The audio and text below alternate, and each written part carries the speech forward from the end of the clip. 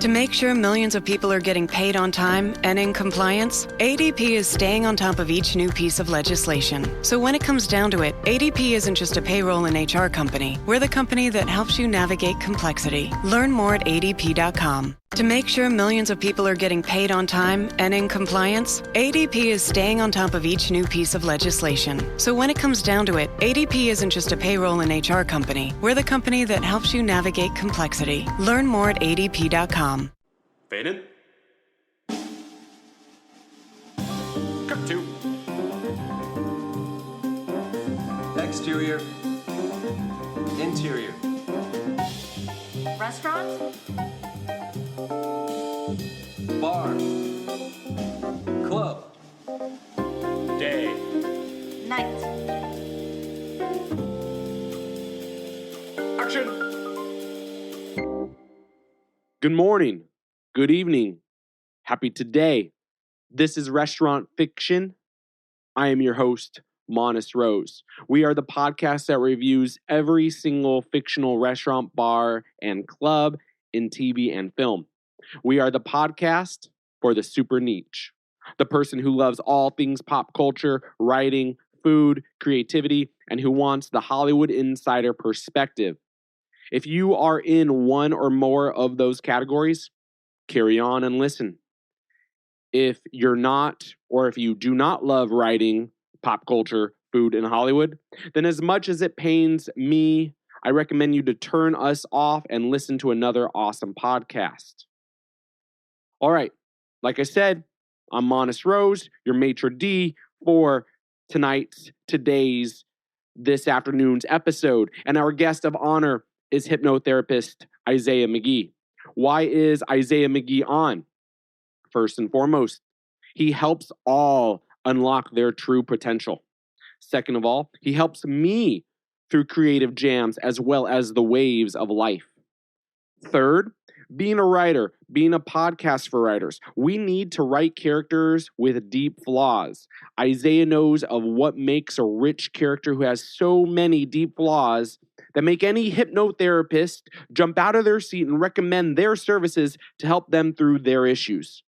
Oh, and finally, Isaiah is an aficionado on Merlot's Bar and Grill, the prominent fictional bar and grill featured in the HBO show True Blood. Okay, without any further ado, here is our review of Merlot's, or I should say, our true story of Merlot's, and our conversation with hypnotherapist Isaiah McGee. Go. Guys, gals, welcome to Restaurant Fiction. Today's restaurant, we usually review a restaurant, and the restaurant that we are kind of going to review, but we more have an anecdote, is what was formerly called Merlot's or Merlot's, and it later changed to Bella Floors, and it is a restaurant, a bar and grill.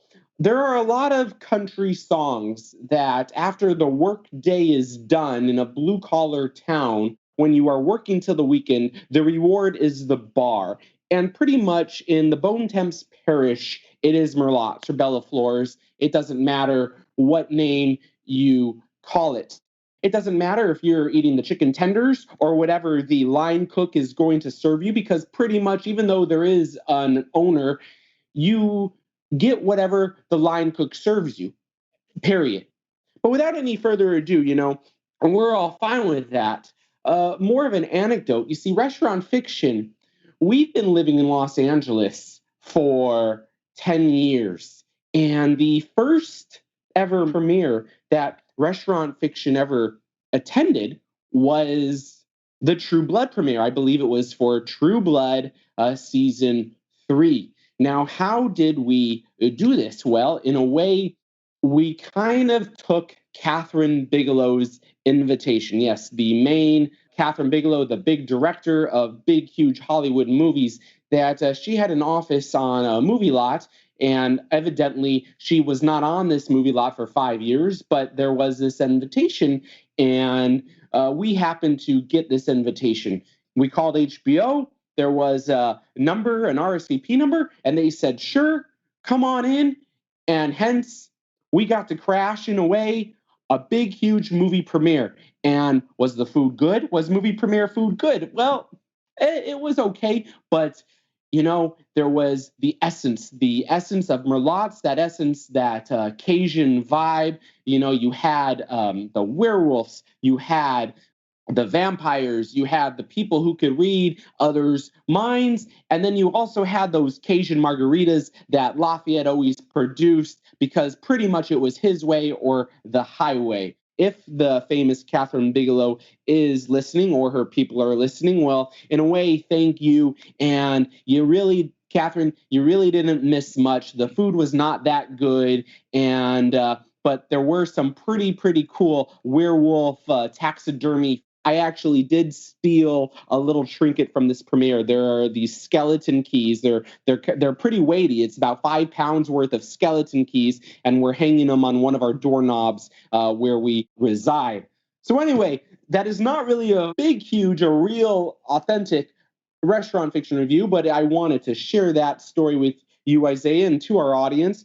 But would love to hear your comments on Merlot's. Would love to hear why Merlot's or Bella Flores, however you want to pronounce, whatever you want to call it, because it did switch over owners. But wanted to know why and how this restaurant and show resonates with you so much. For me, it was more about the hub that restaurant became for all of the characters. For me, it was really a place for them to come and to accept everybody who came in there. And so when they were outside of the restaurant, all kinds of shenanigans were going on for anybody who's familiar with the show, of course, and their personalities and those things. But I always got a sense that whenever they would come into the bar, regardless of your stripes or background or even your intentions, if you will, there was always this welcoming vibe when you went into the restaurant, and that people could be themselves when they're at the restaurant and, to a degree, let go of the agendas. Would you be going to Merlot's if you had a chance, knowing that your waitress could read your mind, knowing that there could very well be vampires, knowing that there could be shapeshifters, knowing that there could be all kinds of mythic, fairy tale, supernatural elements of this bayou blue collar area? Well, I tell you what, I'd certainly want to frequent there for all the reasons that we've already cited and have been exploring here. However, I would probably have some kind of lead-wrapped turtleneck.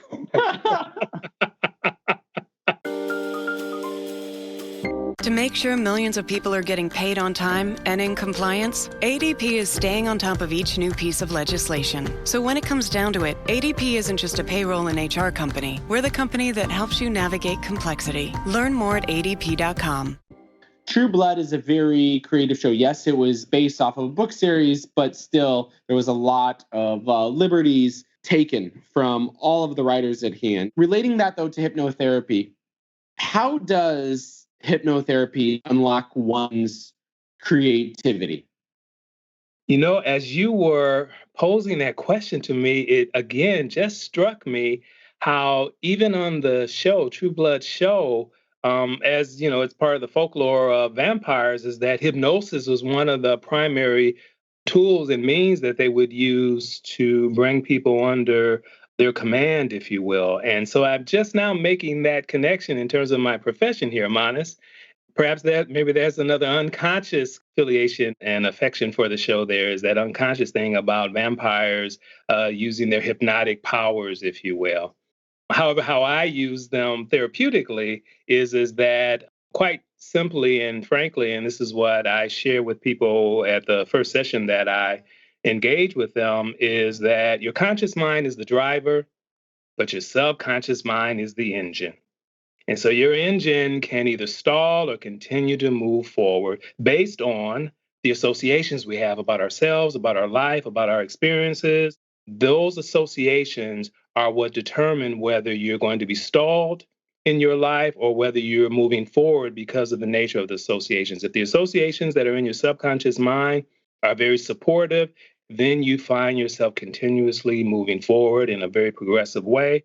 If there are associations that sabotage or undermine by means of your conditioning, by means of your experiences, then you find that you can oftentimes be spinning your wheels and hence be stalling, if you will.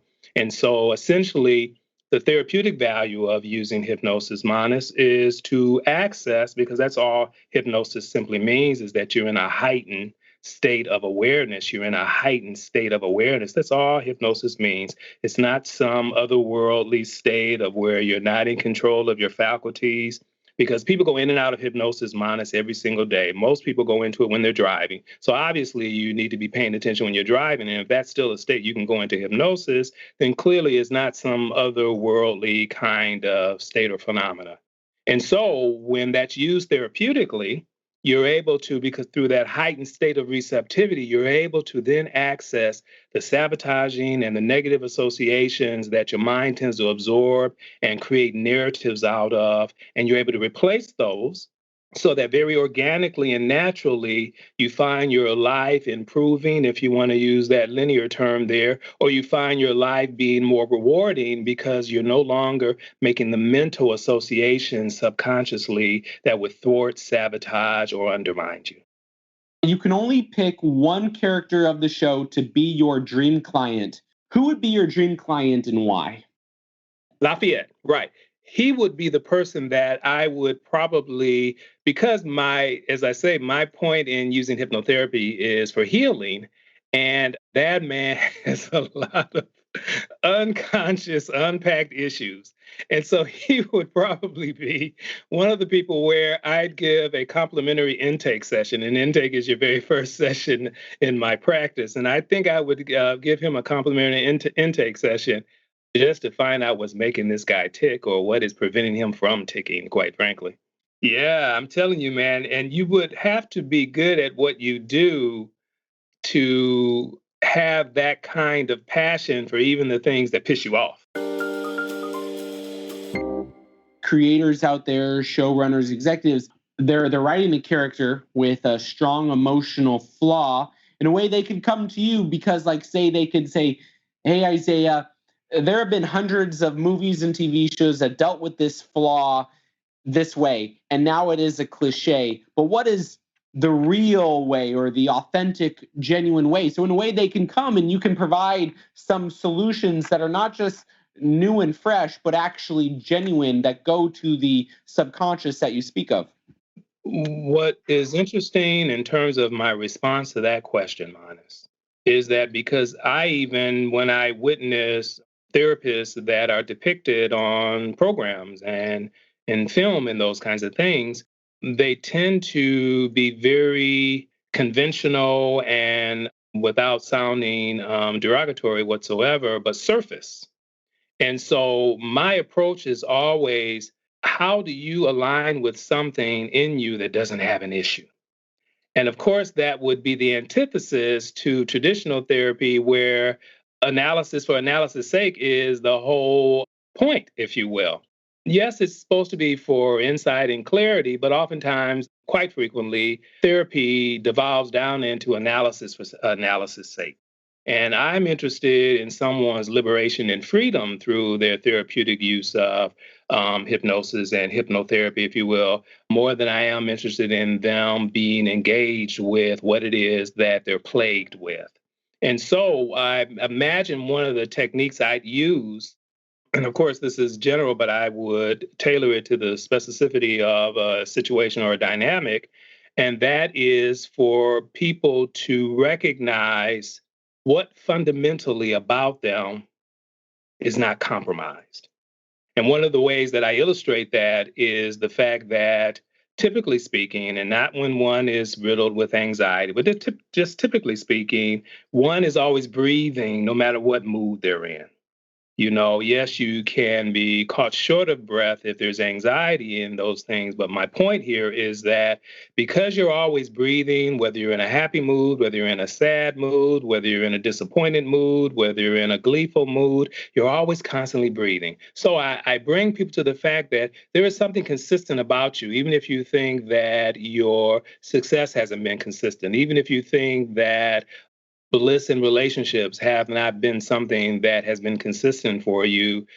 I have them aligned with, as simple as this may sound, I'm one to always say that all solutions should be simpler than the problem. If the solution is just as involved and complicated as the problem, Monis, I tell folks to stay away from that solution. It should always be simpler. Not simpler in terms of the easy way out, but simpler in terms of complication is not what allows something to be resolved. It's being able to laser to the essence of the issues and the rabbit holes of the consequences of issues. So you want to get to what are the essence of what the dynamic is that's in play that is plaguing you, and then the consequences of it, which the mind tends to be enamored with in terms of how it plays itself out.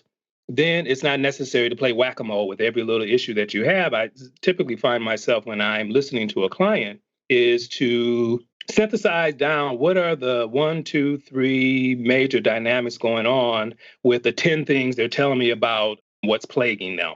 And as I'm able to distill it down to those things, I am able to reflect back techniques and support systems and means that allows them to recognize what about them has not been compromised. Because the more we can align with what hasn't been compromised, and not from putting a positive spin on anything or denying anything or suppressing anything, but really legitimizing the fact that the only reason people are bothered by what they're bothered by is because they have a comparative dynamic in them that says, this is not who I am and this is not the way things need to be. That would be the only reason somebody could be frustrated, is they have a comparative analysis in them. And so it's always that I am getting them to see, so that whatever they're addressing, they see it from the vantage point of what hasn't been compromised, as opposed to thinking they are the thing that's been compromised.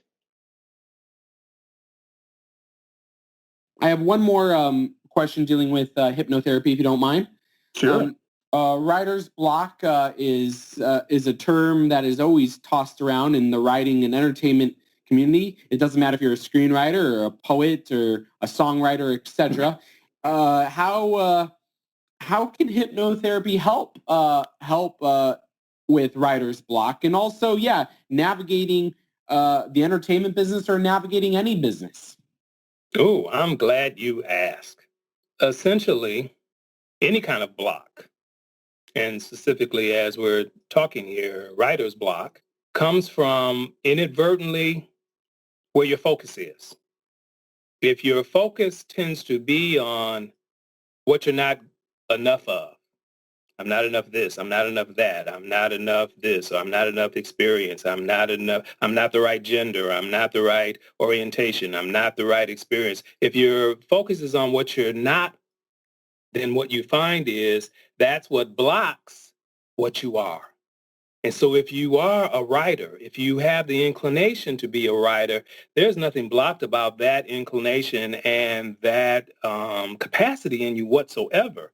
The block comes from focusing on and looking at, if you will, metaphorically speaking, looking at what you think is wrong with you as opposed to discovering and continue to fuel and feed what is right with you. And as you feed what is right with you, such as if you have a love for writing, then you find that you unblock that bliss, if you will, of your writing intention and your writing direction, because it's getting the fuel of your attention.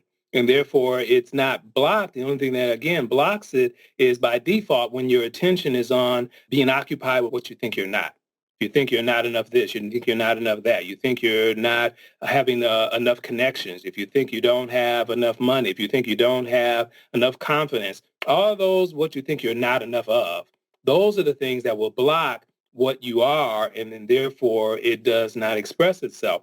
So therapeutically, if I may, in a session, and I've had sessions where blocks of different types, including writer's block, or actors where blocks in being able to memorize or to be calm and centered in auditions comes up quite frequently, particularly with my base here being in Los Angeles, one of the entertainment meccas. And so I find myself in a session with a client where that is an issue. I ask them, why do they want to write? Why do they want to act? Whatever the case may be. As I ask that question, what I'm really doing is unlocking and redirecting their focus. And when they begin to tell me, well, I've wanted to write ever since I was 4 years old, I was writing comic strips, et cetera, et cetera, et cetera. And then they don't realize that as I'm listening to what they're saying, I'm actually fanning the flames and the embers of their passion and their purpose. And because that is now getting the fuel of their attention by virtue of them answering my question, Monis, then what you tend to find is that the block dissolves because the attention is not on the fear of what you can't do. You have clients that are writers, and in the entertainment business. If you were to give advice to a smart-driven emerging writer, what would that be? To a smart-driven emerging writer. Well, even a writer who doesn't think they're that smart and that driven, my advice probably would be the same. And that would be, but it would just simply be empowered by those who already at least have those qualities at the ready, if you will, being smart and driven. But my emphasis would be on remembering or either recognizing or either discovering, Monis, remembering, recognizing, or discovering that your passion has all the intelligence to know how to use you. Most people are attempting to use their passion or to apply their passion or to get their passion underway or to find their passion, if you will. And the reality is that passion is innate to all of us. You can indeed have the perception that you're disconnected, and I use those words intentionally, perception of that you're disconnected. You can never really be disconnected from your passion, but you can have the perception that you are and therefore live out that perception.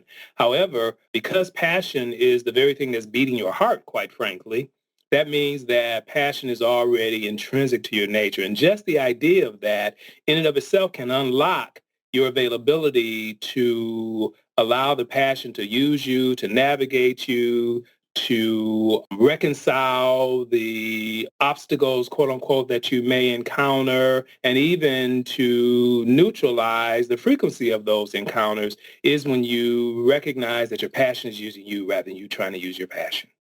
And that would be the advice that I would give anyone, is to allow their intention to use them rather than trying to apply their intention. Because when we try to apply things, our conditioning kicks in. When we're allowing the passion to use us, the passion itself is pure and is not sullied or compromised by our experiences, what the statistics are, how many people make it and how many people don't make it. All of that thing clouds when you are trying to use your passion. But if your passion is using you, if I may use this common vernacular, your passion ain't tripping. And so your passion will use you and navigate everything. And what you think is a mountain of an uphill climb for you, you will find yourself surmounting that with the ease and grace of breathing. If you were to tell this same smart-driven emerging writer advice to ignore, what would that be? Ooh, that's a good question, too. Damn, Monis, you're a good interviewer, sir. Ignore conventional wisdom. As I kind of briefly was alluding to in the last comment there, conventional wisdom.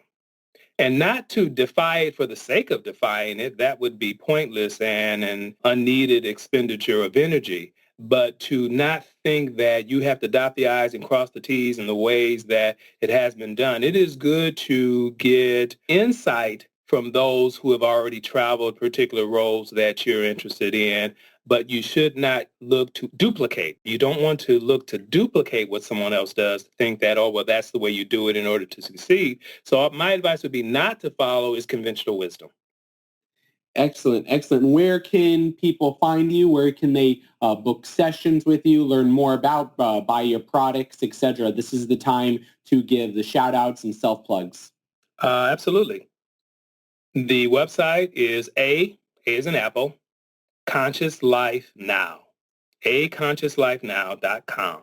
Make sure you spell conscious correctly because that tends to trick people up, but aconsciouslifenow.com. You're welcome also to call the office 1-323-653-3463. I pride myself on also being as much a writer as I am a hypnotherapist. I've penned 6 books on empowerment. So the blog site on the consciouslifenow.com is an award-winning blog, and so I really encourage people to check out some of the posts that are on the website, as well as you can directly get in touch with me through the website or contacting the office. I kind of alluded to this very briefly, if you will, during the course of our wonderful exchange here, and that is one of the extensions that I'm embarking on now is providing empowerment courses that you can download independent of necessarily one-on-one sessions. That venture, you'll also be able to get some information on when you go to my website in terms of there's a separate website being developed now that's just about the courses you can download independently. And all of those courses will integrate hypnosis as well as empowerment in various different areas and things, areas like confidence and other areas. Isaiah, that was awesome. Thank you. Guys, Isaiah has personally helped me catapult and ride some of life's biggest waves with ease, just like all of his other clients. And just in case you weren't listening a few seconds ago, if you want to book your first session and many sessions after that, go to his website, www.accounslifenow.com. So many people in our lives only listen to repeat, yet Isaiah is one of the rare humans who listens to understand. And in the end, we all just want to be understood, especially the characters we write.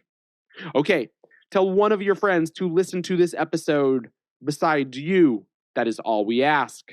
This is Restaurant Fiction. I'm Monis Rose, and until next time, keep it real, keep it fresh, and always keep it on the flip side. Cut to Exterior. Interior. Restaurant? Bar. Club. day. Night.